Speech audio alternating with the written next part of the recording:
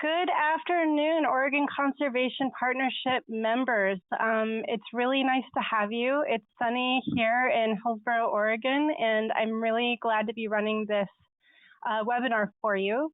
First off, I want to thank our fiscal sponsor, the Oregon Watershed Enhancement Board. We always want to give them a shout out because without their capacity grant to the Oregon Conservation Partnership, we would not be able to offer this type of presentation to you. Today we are featuring Gordon Reeves. He is an emeritus fish ecologist out of the U.S. Forest Service, and his topic title is Fish and Fire, Time for a New Perspective. And just to introduce you a little bit, Gordon asked that I interrupt him often to ask questions, and he wants to make this as interactive as possible. So I let you know that so that you can feel free to ask as you go. My job is to moderate the questions, so I will keep a handle on those, and I will interrupt and ask them along the way. So if you have a question, there's two ways to ask. The first way is to type a question into chat. The second way is to click the little hand icon, and that lets me know that you want to ask a question in person. And so I can click on it and it will unmute you, and then you can ask away. So feel free to jump in and ask your questions, and I'm looking forward to this conversation. If there's any questions, go ahead and ask. Other than that, I'm going to turn it over to Gordon. Thank you. Okay. Okay. Oh boy. Hang on here. I got my screen going, and then. Isn't that always the way? Yeah, we just had it working a minute ago. Why am I not? Okay, we can see it here. Yeah, I'm just trying to figure out how to move this. My slide won't move now. Oh no! Darn it. Had it a minute ago. Exit. Yeah, it sure was working there a minute ago. I would say exit out and then go back in. It's always my tech solution. Okay. Bear with us, folks. Yeah.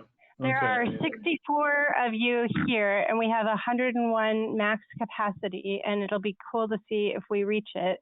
And I imagine out of the 64 of you, all of you have had the same technical problem, so you're in friendly company. Okay, I think I've got it. Okay. Okay, well, first I want to thank everybody for the opportunity to talk this afternoon. And hopefully we can have a good dialogue about fish and fire.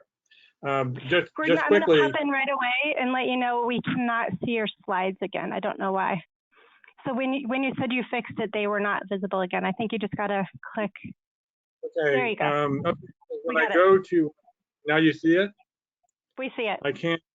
Okay, then I end up not being able to move it. So okay, so let's see why. What's going on? We just had it a minute ago. We just had it a minute ago. Okay. Can you get it back to the thumbnail? Yeah, I got it. And now it just went off, right? Okay. Yep, it just went off.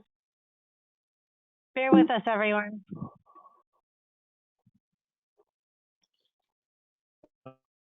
Oh, I hate this.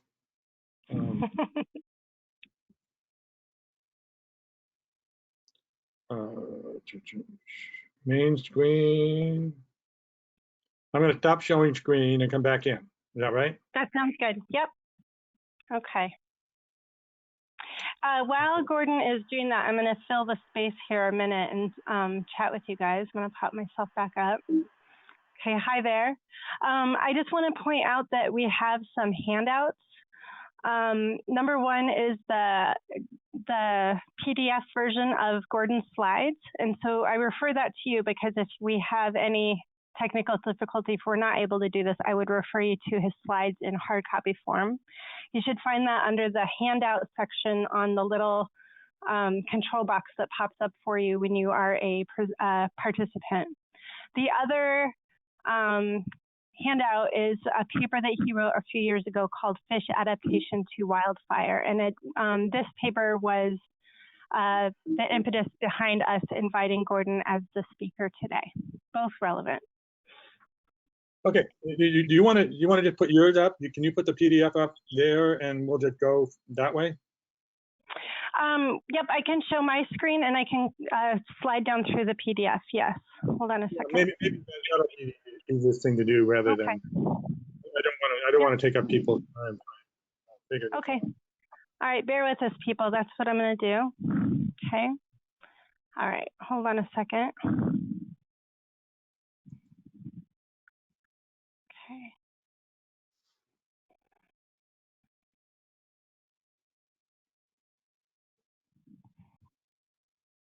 Okay, so I'm going to click on your handouts.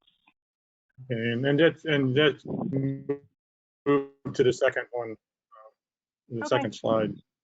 Yep, and you just direct me and we'll go from there. Okay. All right. Well, sorry about that.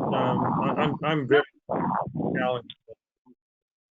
This will have to be the best. Okay, thank you. Okay. No problem. So what I'd like to do today is to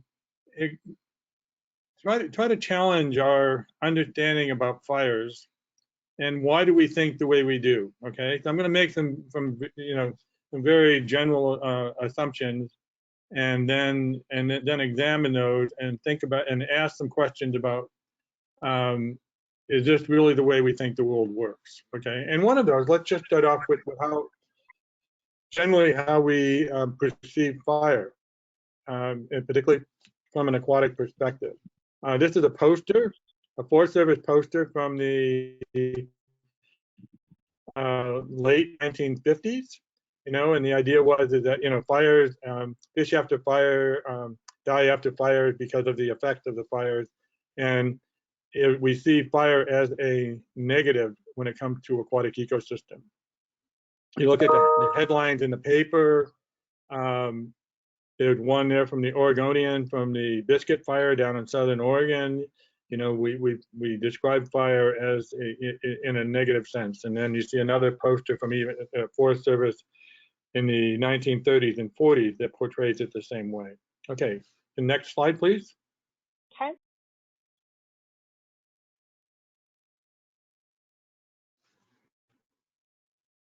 Okay. So let's examine why do we perceive these disturbances, these fires, as a major negative. Okay. Well, one of the things we can do is go back and look at how we think about aquatic ecosystems. If you've taken any aquatic ecology class, you most likely have been exposed to the river continuum concept. And this is sort of one of the foundations about how we think about aquatic ecosystems. Okay, what do you see? What the river continuum do?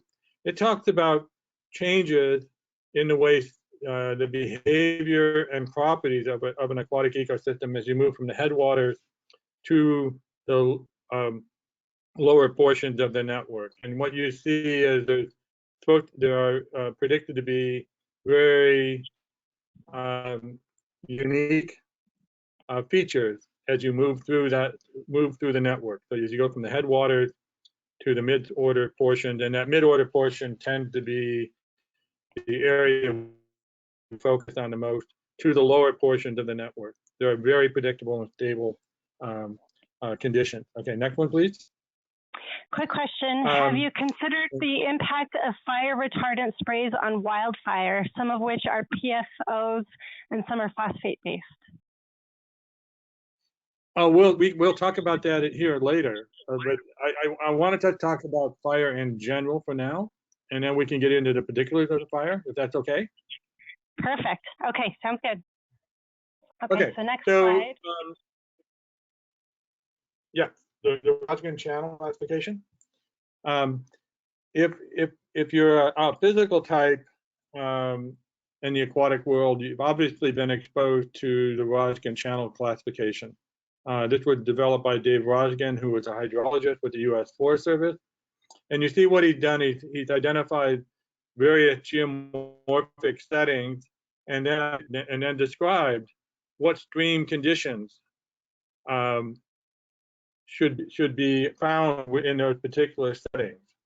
So what is it that you think is, as you look at this, you look at the river continuum, you look at Rosgen, what key component of ecology is missing in these slides?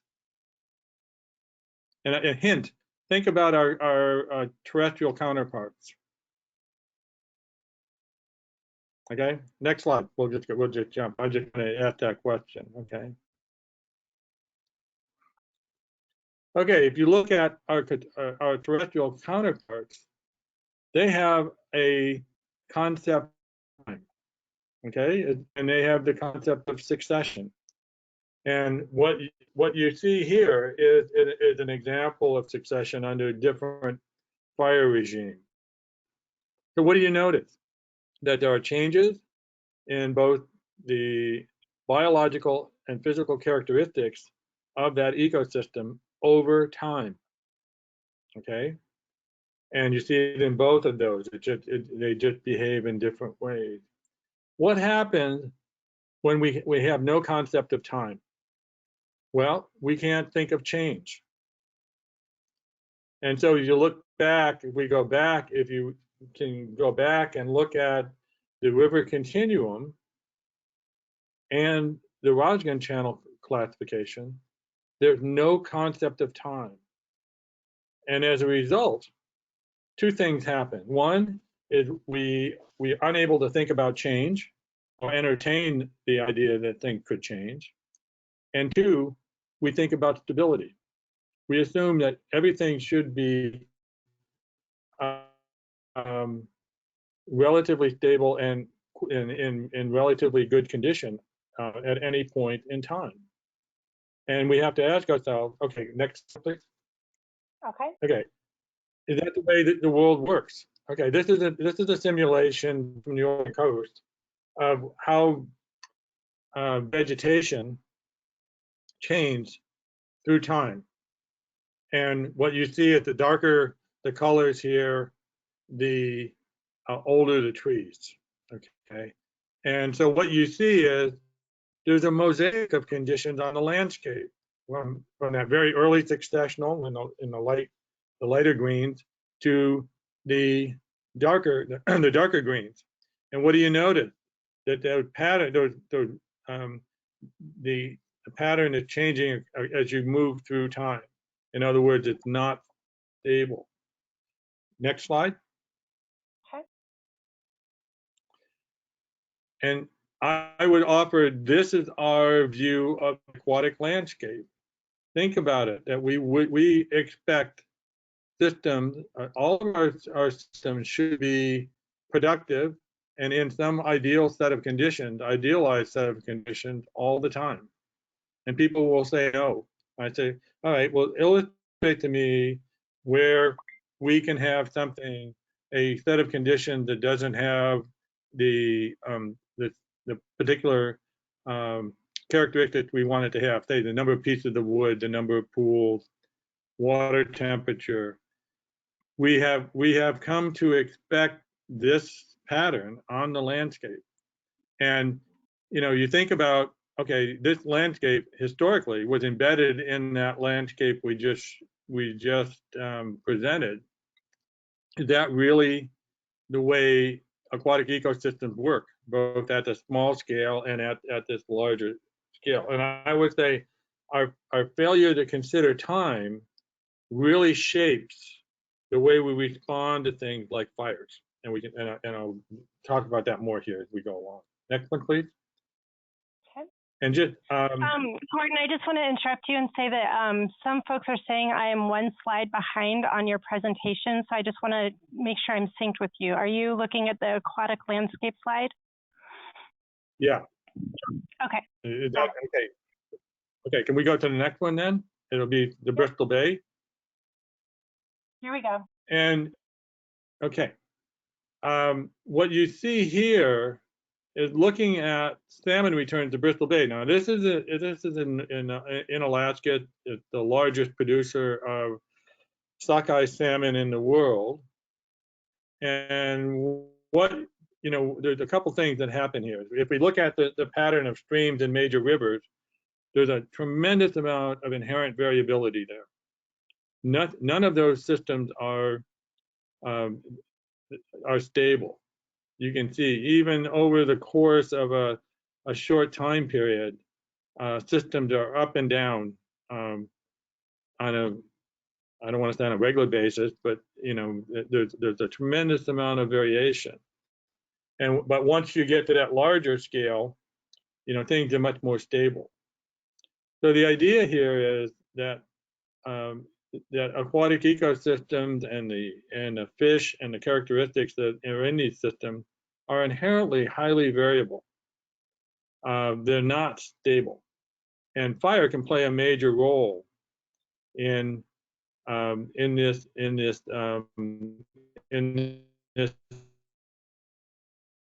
next. Okay, next slide, please. This is the one about French Creek and Silver Fire. What do you see here? This is fire, and this is the riparian areas. And it's really interesting when someone says, "What are the effects on fires on riparian and aquatic ecosystems?" Again, there's no one answer to that question. It's highly variable. You look at the picture in the upper left, little French Creek. What do you see? The fire was completely confined to the riparian area. In contrast that with the Silver Fire down in southern Oregon, and look at you can tell exactly where the riparian area was. So two different situations, two different responses to fires. Next one. And that in this table, what you see is that the response that we see what we see in the scientific literature is that the responses of fire are or the aquatic ecosystems to fire are highly variable. In some places it can be less frequent but very severe. In other places it's very moderate, the effects. And so again, it's going to be really hard to generalize about this, but I think we can look at some things here that allow us to gain some insights into the potential effects of fires. Okay, next one, which would be the one with the stream bank.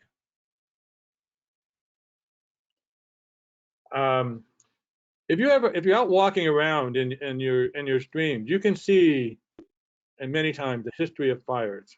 And where you're going to see this is at trib junctions and in the banks. And you look, and you'll see that these systems the systems that we're working in and attempting to restore have been periodically disturbed by fires. And what you'll see are layers of charcoal or ash intermixed with gravel, where you saw the delivery of materials into these networks. So if we go out and if we go out with the right set of eyes or a different set of eyes and looking for the signature of the disturbance events such as fire, they're very common. And it doesn't matter whether you're in Eastern Oregon, the Cascades, or in the coast. Look at the banks. Look at these trib junctions in particular, and look and see what you can see in terms of what that is telling you. Because oftentimes it's telling you, you'll see that there's been various of these events have occurred and how the system may have responded. Okay, next one, please.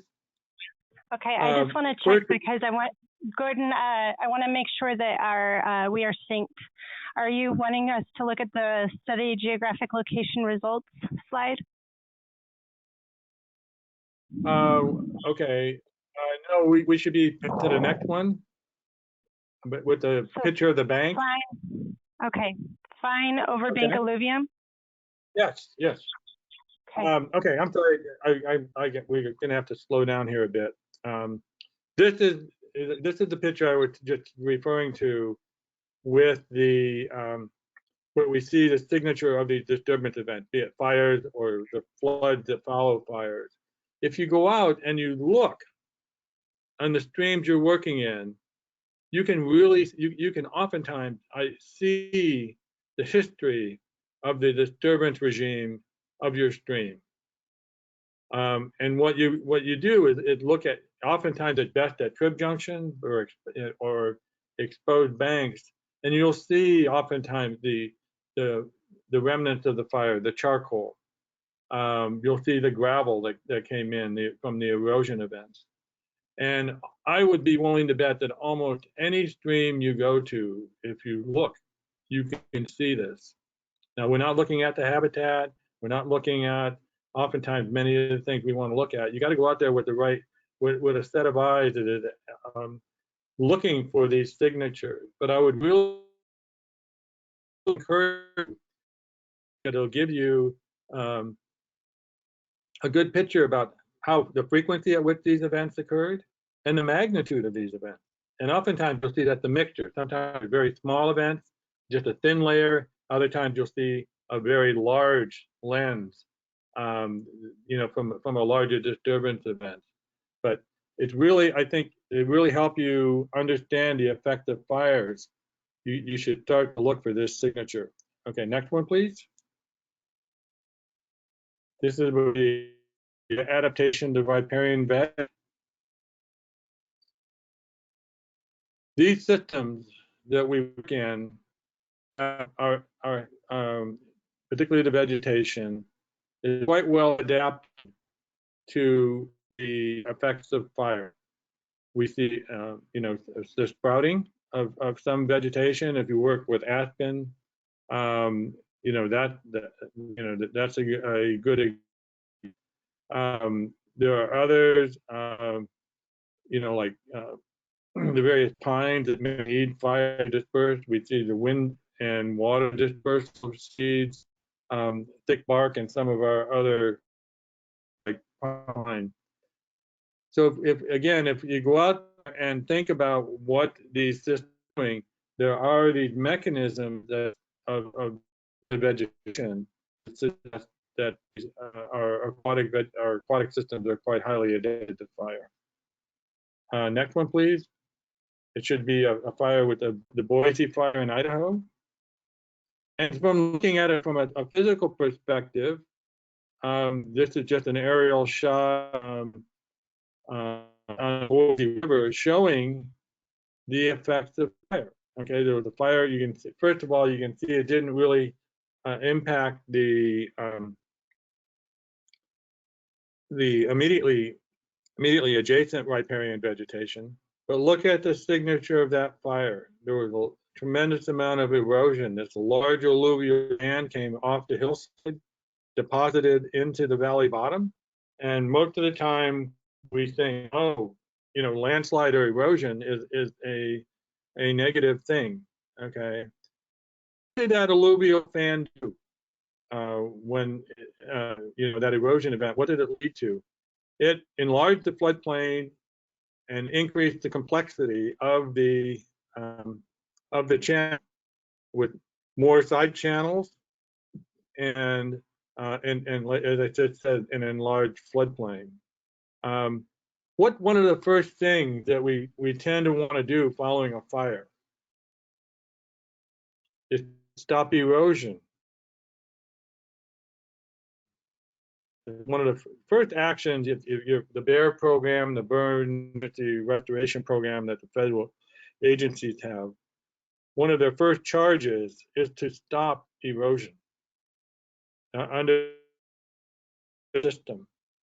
But if you look at what the responses are of the introduction of these large amounts of sediment into these valley bottoms, they can be quite positive.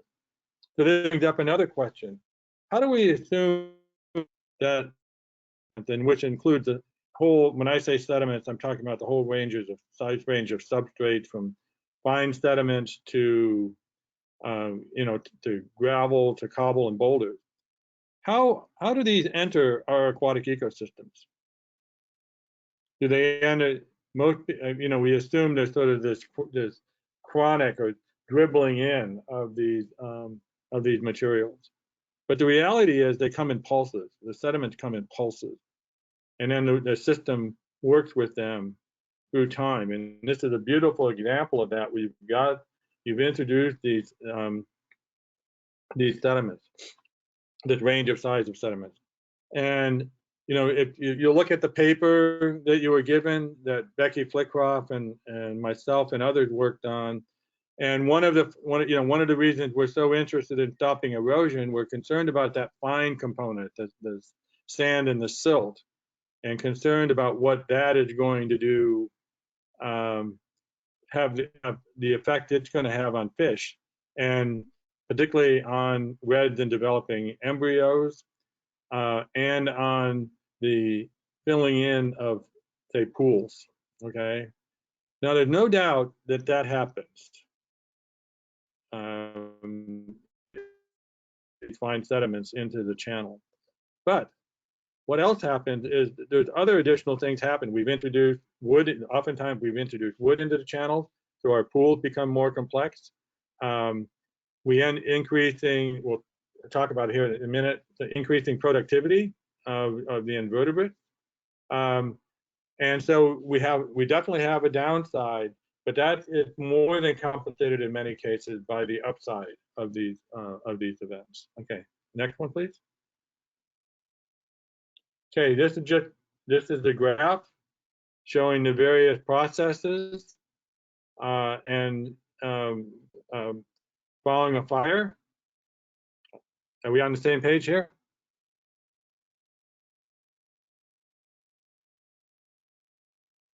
Hello?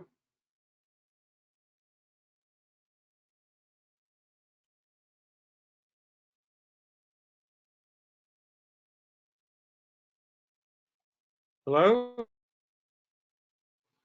Gordon, I'm seeing your graph that has the two ovals showing normal year, post year, and years after fire. Yes, okay. I just want to make sure we're on the same page. I didn't want to get too far ahead. Okay. This is some work from Jason Dunham and his colleagues, and it just illustrates what happens in a series of features of our system, of aquatic ecosystems over time. And so what happens is, like the sediment levels, certainly suspended sediment levels certainly go up. But we also look at that and what else is going on? Nutrient levels are going up at the same time. Generally, we see a surge in the amount of wood entering the system, particularly from debris flows and whatnot. Because the systems open up, we have more sunlight reaching the channels, and that generally results in an increase in the amount of primary production. So we have a combination of things that one could argue are negative, the suspended sediments, and concurrently we have things that are going to be a net plus of for aquatic ecosystems, an increase in nutrients, increase potentially in the amount of wood, increases in primary production.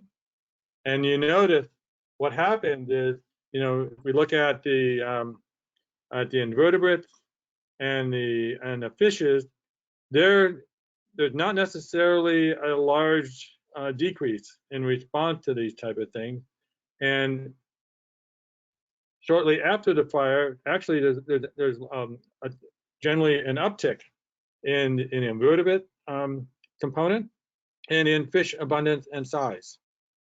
So when we look at fire, what we look at the entirety of that effect, not just focus in on a single component of it. Okay, can you go to the next slide, please? You got it. Percent change in species abundance. Okay, so I just some reason I just can't move my screen now. Okay. Yeah. Okay. So this is a study by Tom McMahon and a graduate student of his at the University of at Montana State University, where they looked at the change in the composition of the fish community following fire of various intensities. Okay, so you see there's a low and a moderate, and then one that is in with a debris flow. But one of the striking things is, okay, let me back up 1 second here. Cutthroat and bull trout are native to the this region of Montana. Brook trout are introduced. One of the things you see is, first of all, low to moderate fire, and the native fish do very well, cutthroat and bull trout, and the brook trout decline in the high intensity fires. Look what happened. Bull trout abundance in year 2 and 3 go up. The abundance of brook trout goes down and bounce around. And one that's really impressive, I think, is the debris flow. Okay, look what happened to the bull trout. I'm sorry, the brook trout. They go down, and they remain down during the duration of the study. The cutthroat and bull trout also go down, but look what happened. They start to respond in a positive manner, and in terms of increased abundance. And you say, why is this? Well, it turns out that cutthroat and bull trout populations are highly adapted to these periodic disturbances. How is that so? Well, if you look at these populations, these particular species in the population, they have a very diverse life histories, set of life histories. And one of those life histories is is one that are moving around the landscape. These are fish that move. They're not. They don't stay resident in a particular place, but they move around the landscape as part of their life pattern. And these fish, these areas to be recolonized that may have been disturbed. The brook trout, by contrast, don't have that life history. In this particular case, fire was actually a benefit to the native species and reduced the presence of this non-native competitor. So we think about the having to maintain cover, and we need to think about how they're landscape, and native species are highly adapted to this very dynamic landscape. Next one, please. Okay, percent changes in species abundance. Yeah, we're just illustrate what I'm pointing out is that the native species are quite well adapted to the disturbance event.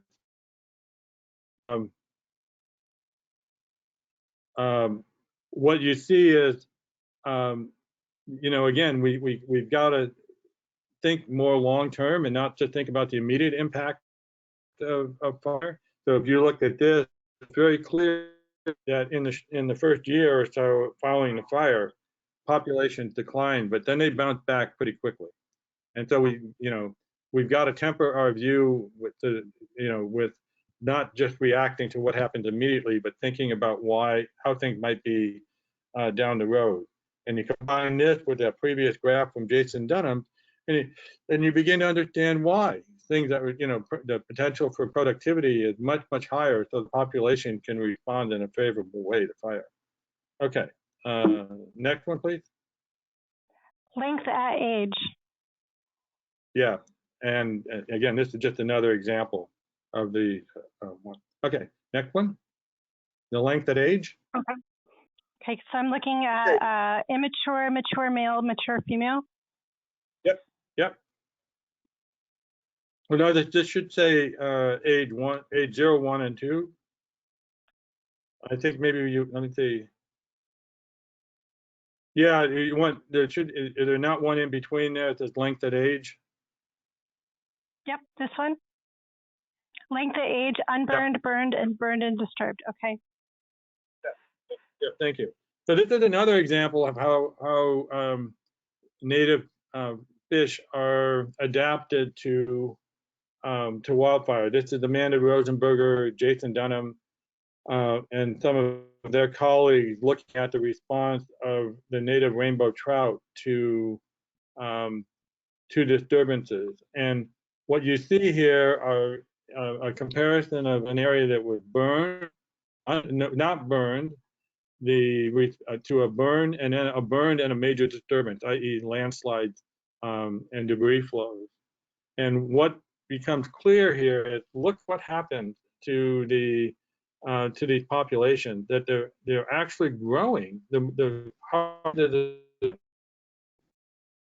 disturbance, the more positive the response was to that particular disturbance, and that's shown by look at the burned and disturbed um, component of this graph. They statistically are greater in length at a given age than are their cohorts that were in a system that was less disturbed or one that was unburned. And again, thinking back to what the graph that we saw from Jason's work earlier, where you saw this uptick in primary production and that being translated into food resources for the fish, this begins to make sense. That there is actually a positive response of these fish to that disturbance when we look at it in a different time frame. Okay, next one about immature, mature males and mature females. Yep, got it. Yeah.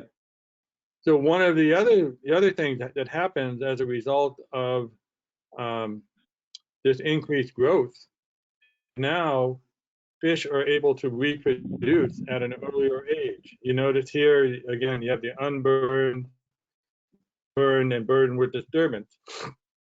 And what you see is that it's a small component, but even at age 0, fish are becoming sexually mature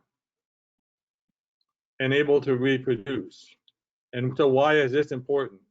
Well, again, it's an indication that recolonization of these areas can occur quite quickly with those remnant populations. Okay, next one. Okay. Okay, age 1. Alternative view. Excuse me.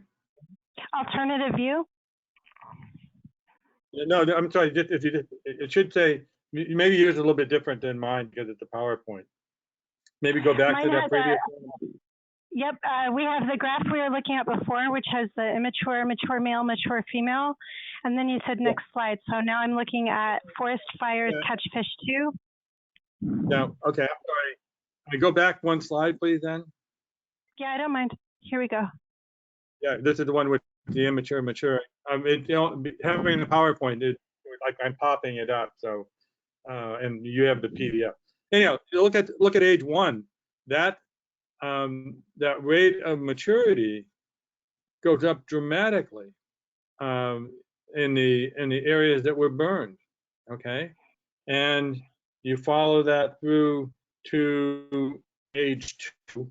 And it begins, it's more equal between the 3, which is the normal age you would expect, or the normal size you would expect these fish to be mature at.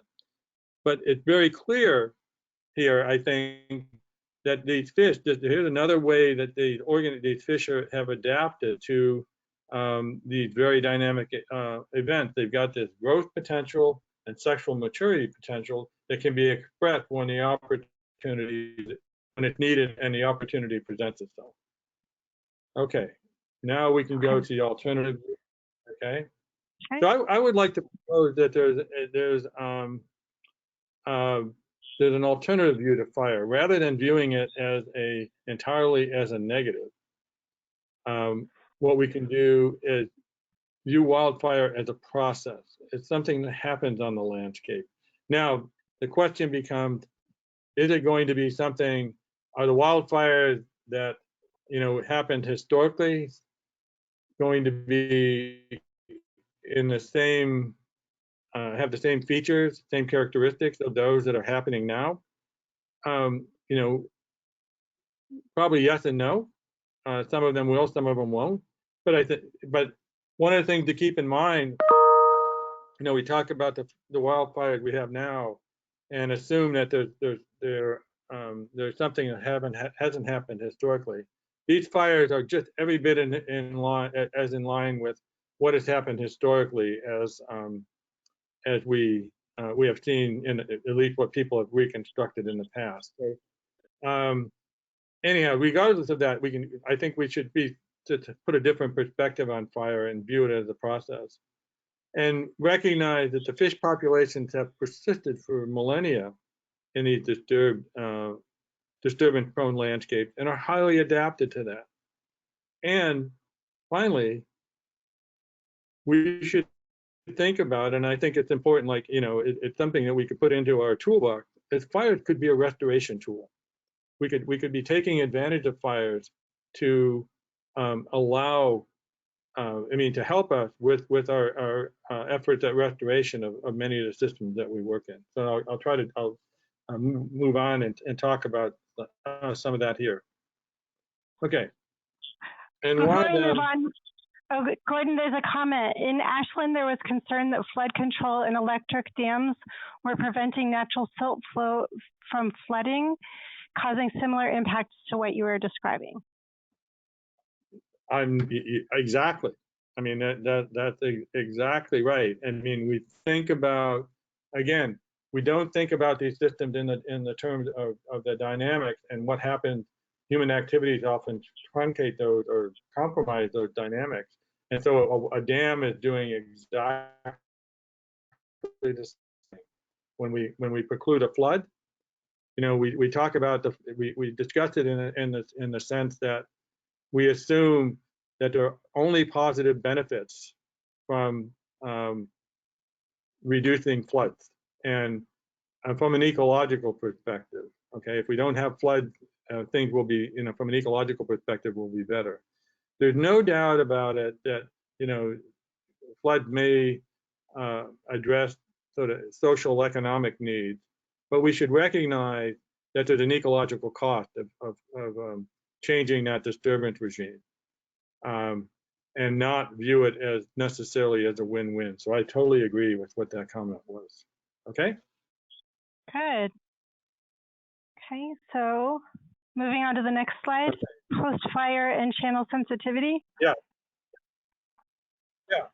And so we now have tools available to us where we can identify where on the landscape we see that coupling between what happened on the upslope areas and how that is going to and how that signal from that upslope disturbance is going to be translated to or transmitted to the channel. And what you see here is a look at on the figure on the left, post-fire erosion potential, and look for those yellow, green, and I apologize, I'm sorry, yellow-red spots on the landscape. I apologize to those who are colorblind.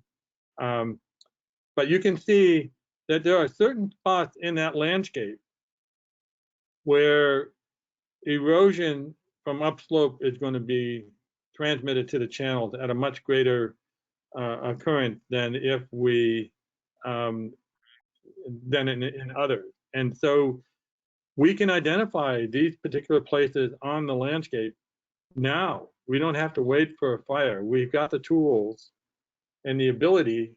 Like this is from the work that you're reading about in the paper by Becky Flitcroft and others. This is part of that work showing that we can identify these places on the landscape where erosion, for example, is going to occur. And so one of the things we could be thinking about is, looking at infrastructure, looking at property, and saying, okay, is there a need to override this process because of other concerns?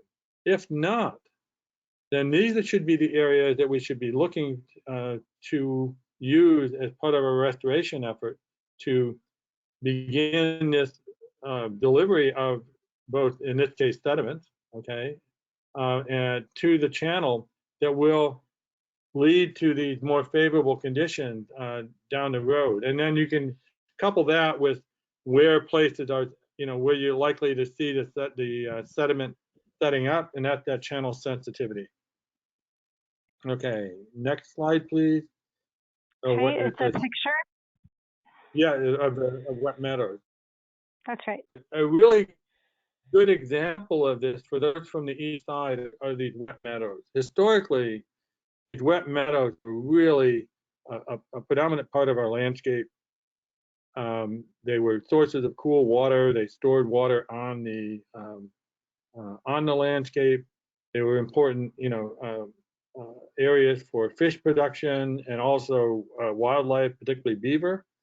And there's major efforts to restore these. Okay, and we look at the work that Chris Jordan and others have done with their beaver dam analogs, where they're trying to raise the water table to begin to reconnect these or recreate these wet meadows. Okay, so can we go to the next one, please? Yep. Okay. So this is some work from Steve Wanzel, Pete Bisson, and Miles Hemstrom, where they looked at the evolution of these wet meadows. Okay, and what maintained them on the landscape. And so you see in that upper right is what we would call the climax wet meadow. And the reason it's wet is because the water table is high. Okay, and that that having the water table elevated begin to really sharply affects the type of vegetation that you see there. So over time, that channel will begin to incise, and particularly following a flood, is there in that middle left picture. And what happened? The incision dropped the water table, and then what we see is we begin to move from a wet meadow to a dry meadow, and eventually we see an encroachment of the forest onto these these areas that were previously wet meadows. Why is this happening? Well, one of the major reasons is we've cut off the sources, combination of things. The absence of beaver is a major thing, but another part of this, we've stopped these depositional floods, and these depositional floods generally happened after a wildfire. So we can go to the next slide, please. Okay. All right. And, to chart. Yeah. Actually, skip over this one. Let's just. I got a little. I want to go here. The one that says East Fork Cable Creek. Got it. Okay. This is an example. This was some work that Will Russell did, where what you see here, these are the erosion events are what were the key in the depositional floods, because what the floods were doing then was delivering these sediments to those wet meadows to continually agrade the channel. Okay, and that aggradation is what maintained the wet meadows. If we went for periods of time without it, as you saw in that diagram, the channel downcut, the water table dropped, and the vegetation changed. This periodic input following fires and these erosion events were key to maintaining that wet meadow complex, those wet meadow complexes. Think about what we do again after fires. what the first thing we want to do is stop erosion, because we have a negative perception of the introduction of sediments and in large amounts into our aquatic ecosystem. And what this work is showing is you can identify, very similar to what we saw in the Wenatchee, you can actually identify where on the landscape these channels will be, will deliver that sediment to the valley bottom and eventually to those wet meadows. So part of a restoration effort should be, can we identify these? You know, we can do this well before a fire, be able to identify these on the landscape, and then be ready to take advantage of them when they occur. And so one of the other things we could be doing is thinking about, well, what do you need to have the deposition happen in the area of the wet meadow? Well, that's where the beaver analogs may come in. You may want to be putting logs in there in anticipation of the fire. And so you trap these sediments when they go in. Now, I also recognize, you know, there may be infrastructure needs, there may be water quality needs that are also have to be taken into consideration.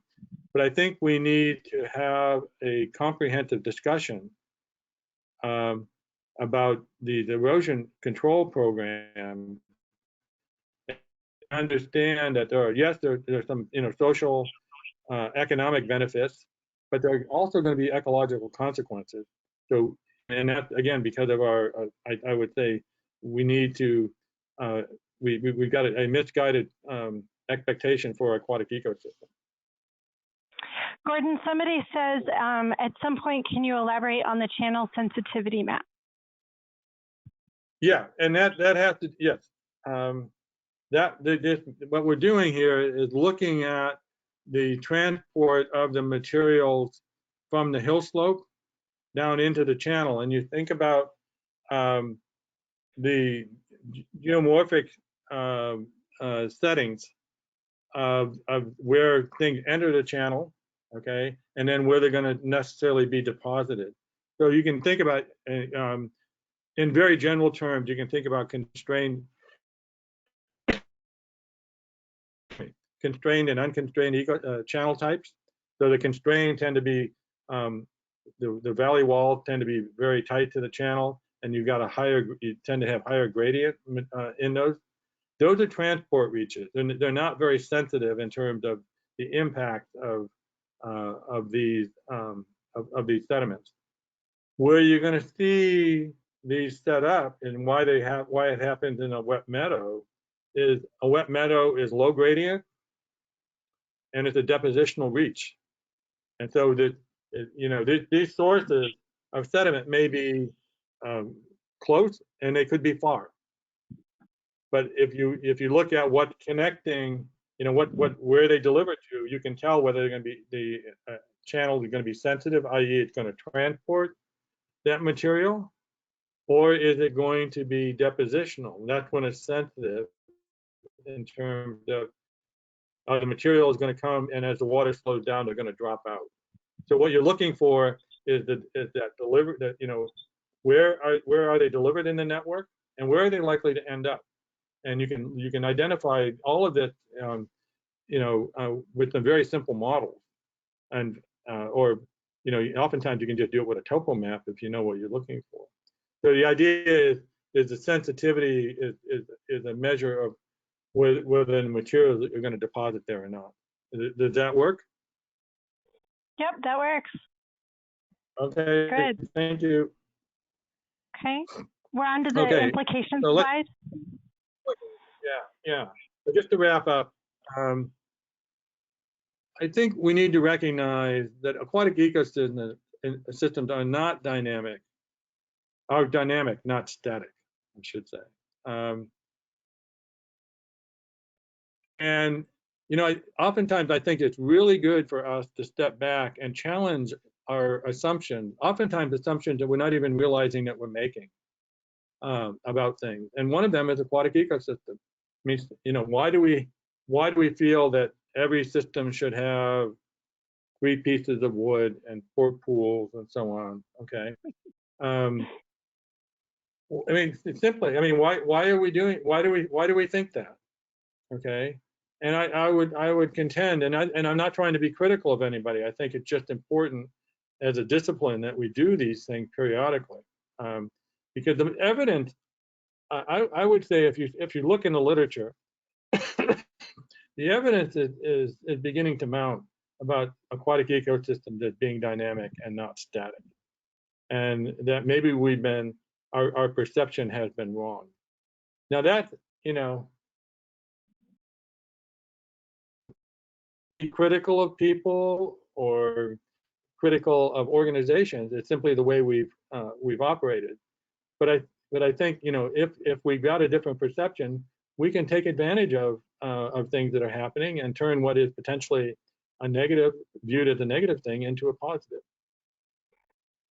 Okay, both the ecosystems and the fish are going to change. Okay, and one of the things we need to really be looking towards is life histories and understanding life histories. Think about when we do much of our restoration work, what is our goal? Our goal is to create better habitat for, quote, more fish, right? Which is a good goal. I don't want to argue that. But one of the things we should be thinking about, and I think particularly in the face of a quickly changing climate, is more fish really the answer to reestablishing the resilience of our ecosystems? And I would say it's part of it, but more importantly, it's really providing the opportunities for life history expression and development of life history diversity within the populations we're striving to recover and conserve. Because that is what's going to allow these populations to really respond in positive manner to an ever-changing environment. If you've got that diversity built back into your populations, it can be quite significant. And unfortunately, let's see, next slide there. Okay. Okay, this is one about fire effects. But just there's an example, and I should have put it in. If you look at some work that's been done on the Salem River on the Oregon coast, and where one of the major restoration efforts was to remove tidal decks. And what happened was remarkable in the sense of how the coho salmon populations responded. What the folks saw in Salmon River was an expression of life history type they had never seen before, and it was fish that were going down and able to spend large amounts of time in the estuary because now they had access to habitats that allowed them to spend time in that estuary and before moving to the ocean. That life history type, it could be really important in the future, particularly as we have a changing ocean condition. So it doesn't take a whole lot for us to see the fish, the native fish that we're striving to conserve and recover, develop these responses. We just have to present an environment in which that can happen. Okay, one of the things I want to come back to is I don't want to make this sound like, well, we should just have fires everywhere, and it could be a net plus for fish. There are certain situations where fire will definitely be negative, and that's going to be places where the fish are isolated and in small numbers, and maybe a particularly rare. So what we should be doing is not necessarily having fires everywhere. There's going to be certain situations where we need to do our darndest. Fire at bay until those, until or if those populations can withstand those type of events. But one of the things we need to think about is what they're going to do, what's needed to allow those fish to recover. And it's not just putting in a few pieces of wood or planting some trees. We need to think about what are the key processes we can reconnect those population to do it. Okay, next one. Okay. Okay, and this is the adaptation to a dynamic environment. That's right. Again, back to this and just, that these fish have the capacity to respond to a very dynamic environment.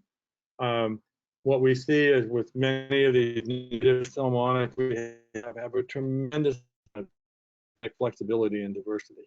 And again, maintaining that is really key, and how do we do that? Well, what we do is we try to make the environment as diverse as we possibly can, and as complex as we possibly can, so that fish has to have a range, an inherent diversity in it in order to persist in that environment. And that becomes a real for those populations. The other thing, we need to provide opportunities for adults to stray.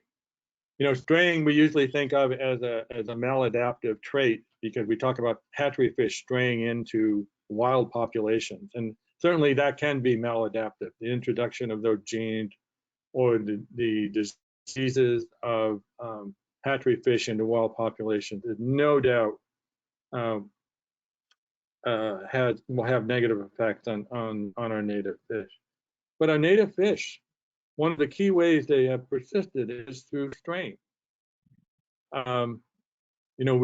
We showed that, I talked about that example with bull trout and the West Slope cutthroat from Tom McMahon's work in Montana. It happens in almost all of our native salmonids in that life history have some form that strays. And in the salmon, we labor under the illusion that the fish reach into the natal stream, to the very rock that their parents their parents return to spawn. Truth be told is there's a significant portion of salmon populations do not return to the natal stream. There's been some evidence to show that upwards of 25%. Now that may be on the high side, but nonetheless, there's a component of the adults that are either intentionally or unintentionally programmed not to return to the natal stream. So what we need to be able to do is provide opportunities for the expression of this. And how do we do that? Well, we need to make sure passage issues are addressed. We're not impeding the ability of these strays to find new habitat, and that with culverts, with road pass crossing, and a whole host of other things. So that restoration effort should really strive to allow this function to happen, the straying of adults to happen, because these are the seed sources for establishing these new populations in these areas that may have been affected by fire, or bringing in a seed source to help a population that had been hit by the fire. We showed this earlier talked about this with some of the work that Jason Dunham had done. These high fecundity rates, and how with the resident rainbows, the population became sexually mature earlier. But in the native salmon as a whole, they have very high fecundity rates. In other words, the number of eggs that they have per unit of body mass for fish that are benthic spawners is very, very high. Some of the highest in all of the fish world. So what you see here is that these fish have the capacity to respond to these disturbance events. We just need to allow it to happen. The other thing is the mobility of juveniles. One of the things we don't recognize is that within the juvenile phase of the life history, there's tremendous amounts of variability in fish that are moving, fish that are staying, and again, having a network that allows for these particular individuals to move across the landscape and within the network is really important, because these become the seed sources, if you will, for that recolonization and maintaining those populations in that dynamic landscape. So when I describe this, I'm just curious. What do you think about? And what does this remind you? You know, that sort of high fecundity rates, sort of this movement across the landscape. Um, I would contend that these fish that we're working to conserve and um, and retain are nothing more than the aquatic weeds of the fish world. These are the dandelions, if you will, that of the world. And think about what it takes. You got to have a very different perspective of an organism that persists in a dynamic environment versus one that persists in a stable environment. And I would say, you know, again, this is one of the things we need to think about as we move forward with our restoration and conservation efforts. Okay, and here's a very good example. The next one with the steelhead and rainbow.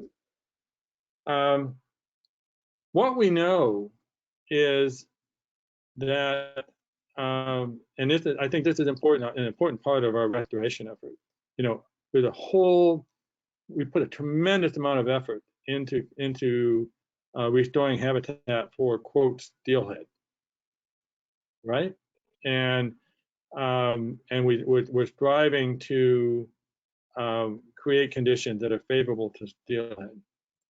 But what are the, you know, we think about, well, the number of pools and the you know, the particular spawning environment and that type of thing. But what do we know about the relationship between steelhead and rainbows?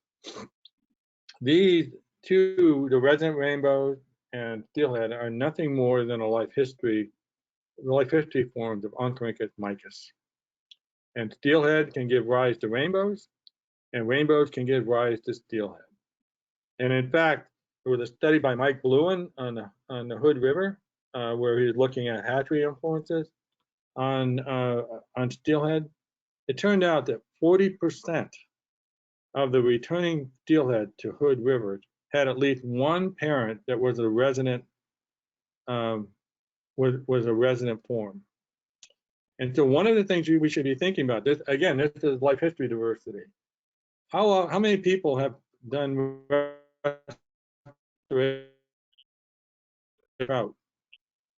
I mean, it's just something to think about. It could be a really important thing that we could be doing, is not just protect, you know, not just trying to maintain that expression of the steelhead life history, but devoting our restoration efforts towards rainbow trout.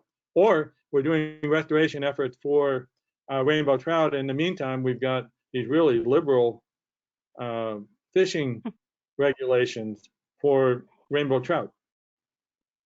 And so we need, you know, again, just asking ourselves some very simple questions. Is this really what we want to see? Okay. Next one, please. Is wildfire a threat? I would argue that other human influences are probably more of a threat than wildfire, because what they do is, think about the human disturbance regime is very different than the natural disturbance regime, and it's much more extensive, and it's much more intensive.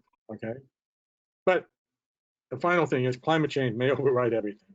And again, how do we prepare for that? As I just said earlier, think about our restoration and our conservation efforts, not just in terms of numbers, but in terms of increasing the life history diversity.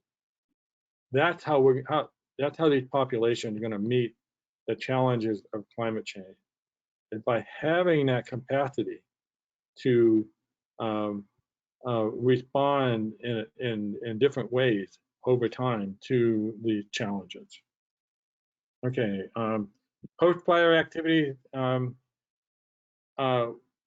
you know, as much as people want to intervene, we should realize that intervention comes with an ecological cost. As I said earlier, there may be social economic reasons to intervene, but again, we should realize that by doing that, it's not a win-win. It may actually be a win-loss.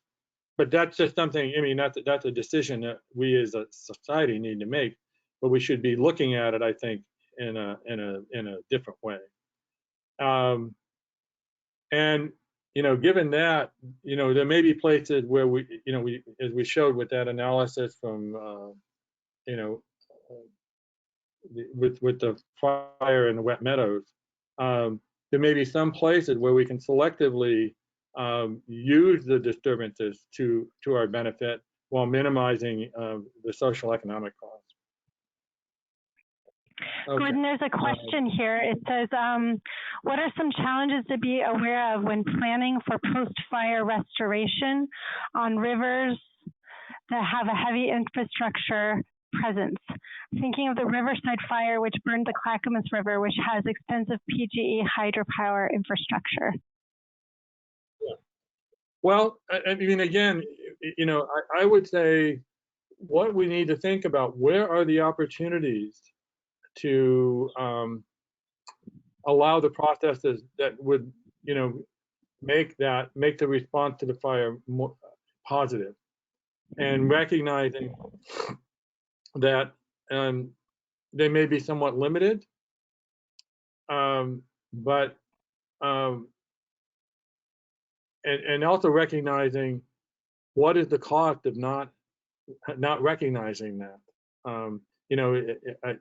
Like on the Clackamas, it may be that the infrastructure needs of PG&E may override our ability or our desire to allow these things to play out. But we can look for the opportunities. There may be, it may be relatively small, but they may be important to do. And one of the things you can do that, and we've done this with the Forest Service, is we've done these analyses, these landscape level analysis, where we look at make our best guess at how things are going to play out on the landscape. If there's a fire, okay, if you have a fire here, what's the signal going to be versus if you have a fire somewhere else? And we can do this type of analysis before a fire happens, and have these tools at make them available to people, so that you can begin to think about in a strategic way what happens if we have a fire. Okay, for example, if in fact, go to the next slide. I think the next slide would illustrate this.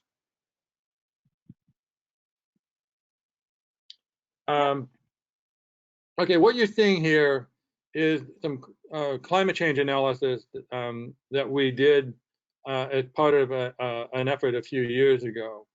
And what you see here is the red areas outlined in the stream network are areas where riparian vegetation is going to exert a strong influence on water temperature.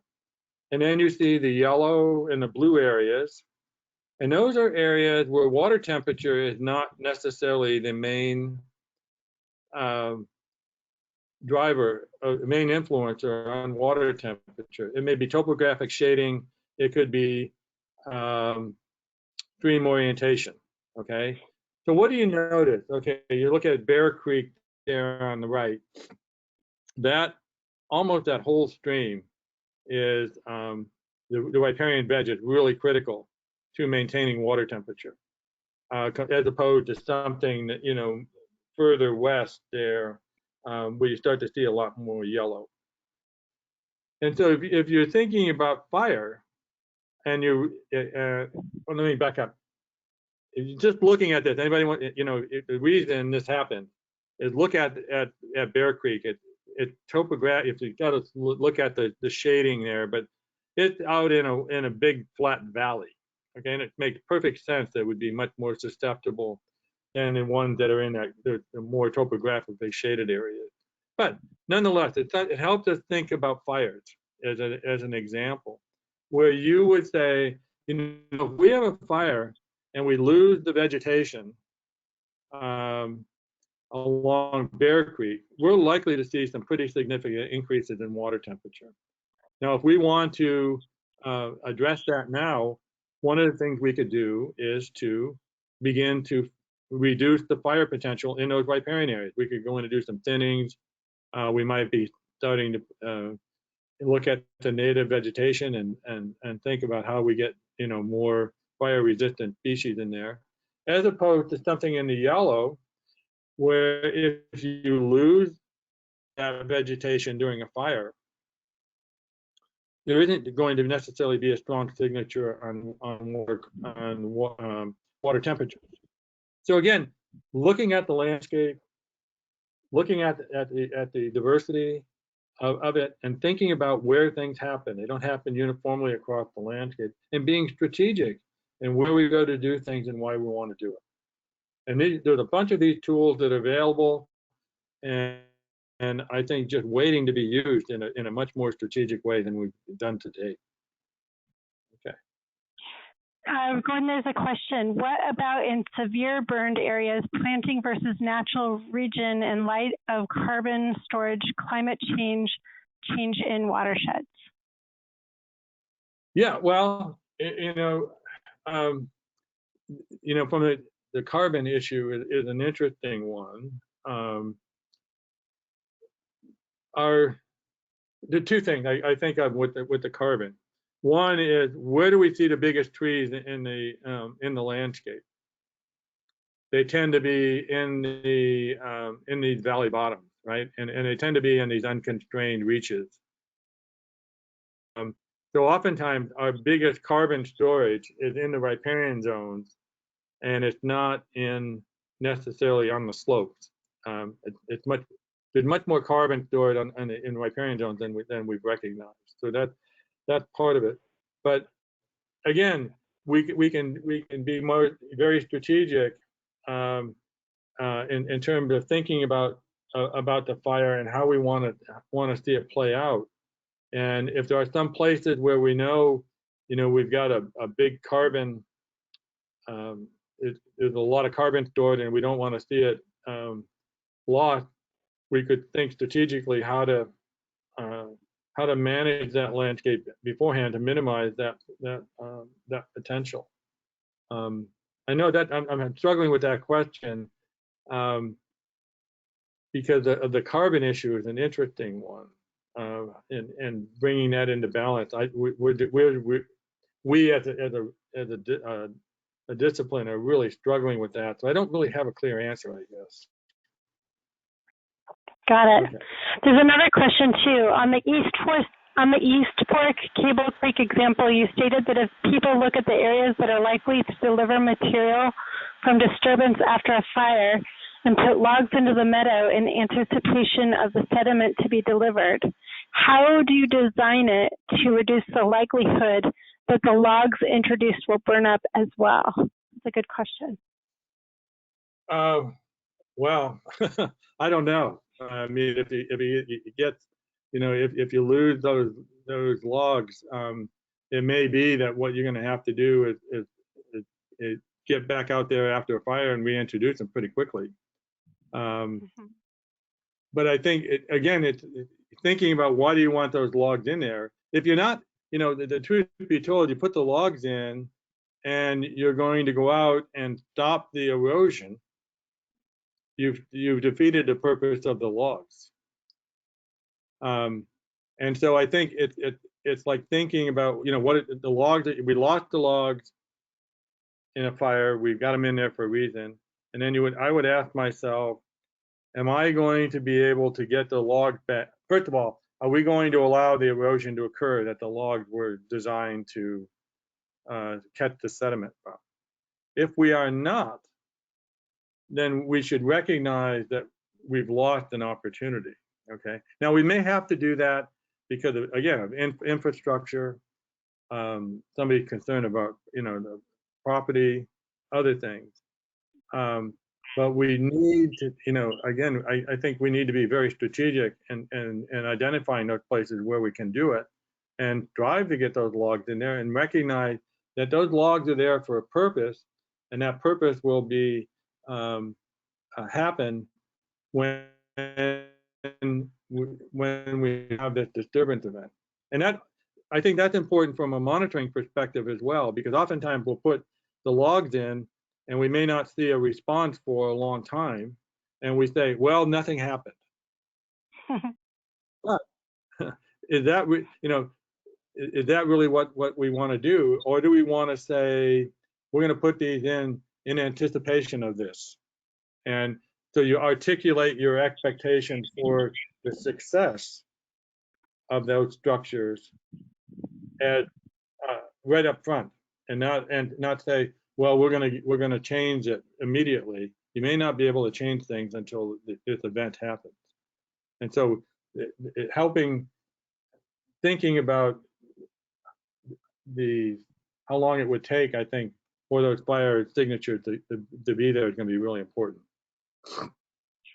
Gordon, somebody asks, where can we access your priority riparian areas for temperature for other sites?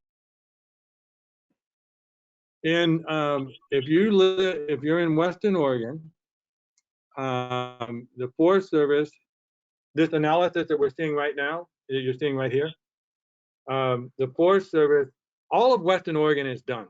Basically from the tip of the Cascades, all of the Rogue, all of the Umpqua, and the rest of the Oregon Coast Range is completed with this level of analysis. And it includes water temperature, it includes erosion, erosion site, and all of that is available from 6 of the Forest Service. And Oregon Department of Forestry has some of it also. So it's available for a wide area. It's pretty hit and miss on the east side. We've done a bit of this for the Malheur National Forest, but other than that, it's not available in other places. This is not something. This work. Let me just talk about this piece of work. We did Western Oregon from the California border to the Nehalem River, and basically to the crest of the Cascades for $40,000, and then we're making it available to anybody who wants it. So this is not an expensive proposition. This would be something, it'd be, what we should be really doing is doing these type of analyses and getting them to OWEB for their distribution. And I think it would help people tremendously, and also help them to be, because it allows you to be strategic in not only what you're doing, but where you're doing it. And I think that greatly improved our ability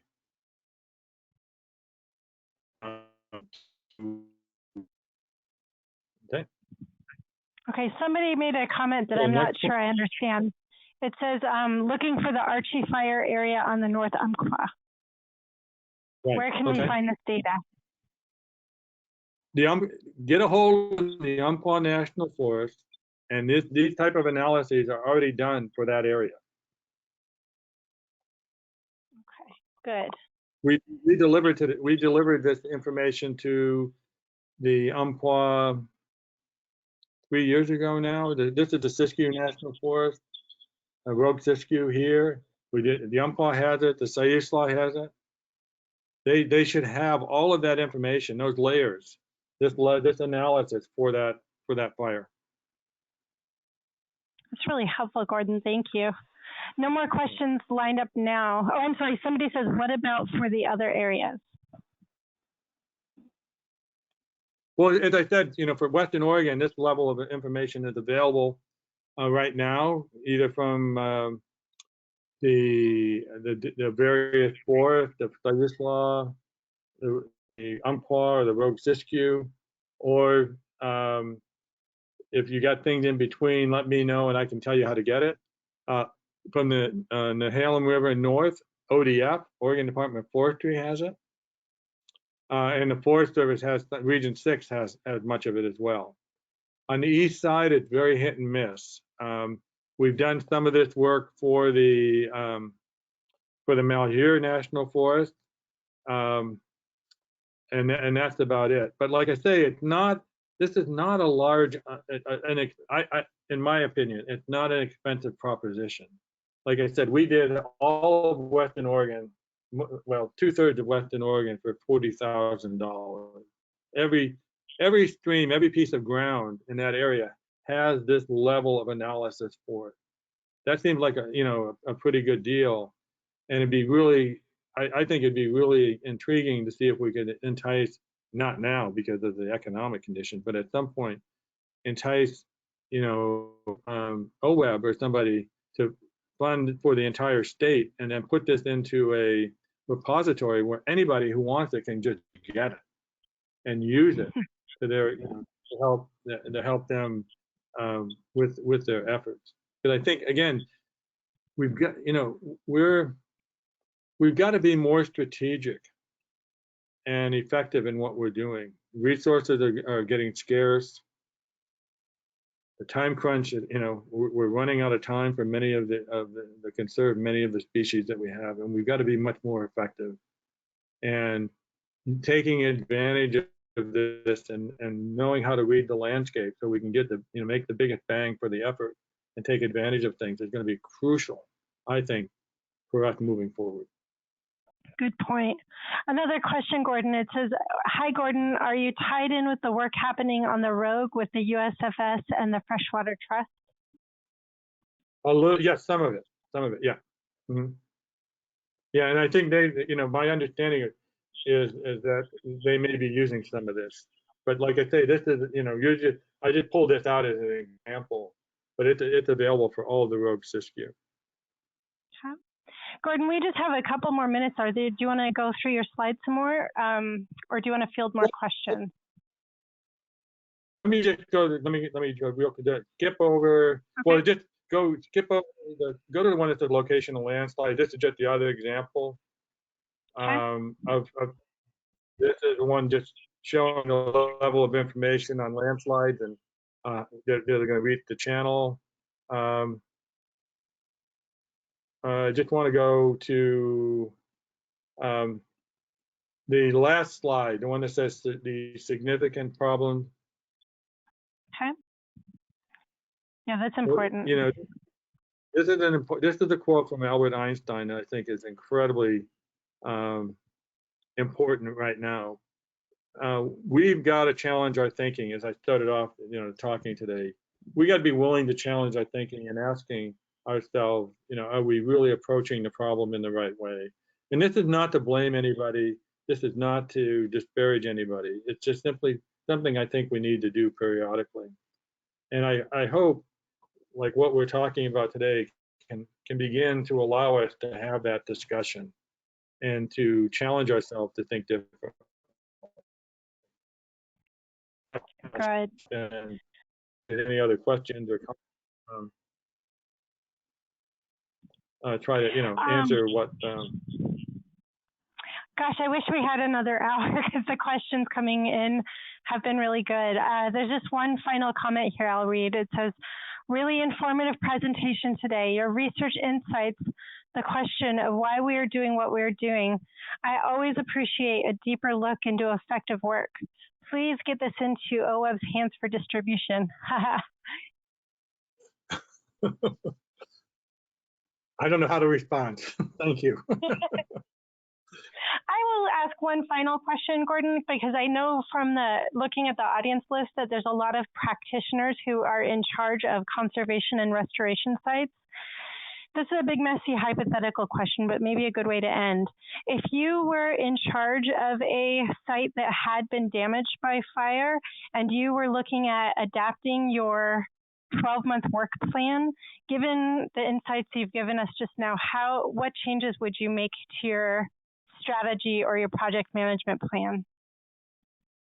What I would do is, well, first of all, I sort of cringe at the word was destroyed or damaged. I think that that is an impediment in and of itself. I mean, I look at the fire as saying, okay, what do we, how do we help the system move back in a positive manner? And again, being strategic and saying, not to just say, oh, we got to go out there and start throwing logs in the channel. We got to, do this, we got to do that. And in terms of the in-channel restoration. And I want to be clear, the in-channel restoration is important. I don't want to disparage it, but it's not an end point. And I think what we should be doing is thinking about how do we take advantage of what that fire has offered. That fire has offered a tremendous amount of I think, tremendous opportunity for restoration. And how do we take advantage of it? Well, we understand how the processes and how they play out and where they play out on the landscape. And we begin to direct our effort at allowing that to happen so that the system will move in a positive direction, in a direction that we achieve some of the things that we want to see on the landscape. So it's taking advantage of it, not looking at it as a negative. It's looking for the opportunities that it presents. And I think that's a much different mindset about how we move forward and how we use it. We view it necessarily as a negative. Well, Gordon, I want to say thank you for this presentation today. It's always nice to have somebody talk about how we can change our long-term perspectives. It's so important. So thank you for taking the time to join us. Sorry, my son is like right in my eyes. Listen, we had a really consistent group of between 60 and 70 people joining us today. So I just want to say thank you to all of you who took the time to be here. I will post the recording of this presentation on the Oregon Conservation Partnership website. In just a few minutes, I will post that. So it should be ready this afternoon.